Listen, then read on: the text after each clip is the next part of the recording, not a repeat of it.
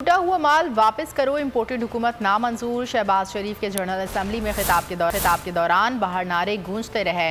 New York में अक़वाम मुत्तहिदा की इमारत के सामने पाकिस्तानियों का छोड़कर वज़ीर आज़म अमरीका पहुँच गए। इम्पोर्टेड हुकूमत नामंजूर। चोर चोर के नारों ने अमरीका में भी पीछा न छोड़ा।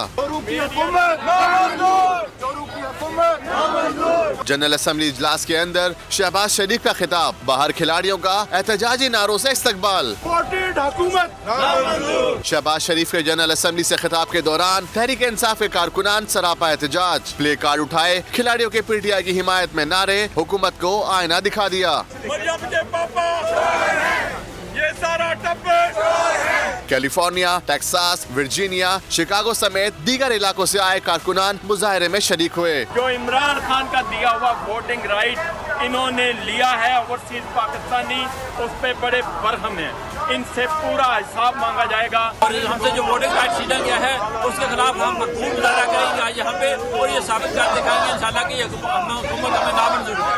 हम समझते हैं कि पाकिस्तान को इलेक्शन होना चाहिए और उससे जो भी नई बनने लायक इलेक्टेड लीडर हो वो पाकिस्तानियों को रिप्रेजेंट करें। मुजाहिरीन जहां लूटी दौलत की वापसी का कहते रहे, वहीं इन्होंने आम इंतखाबात और ओवरसीज पाकिस्तानियों के वोट के हक की बहाली का भी मुतालबा कर दिया।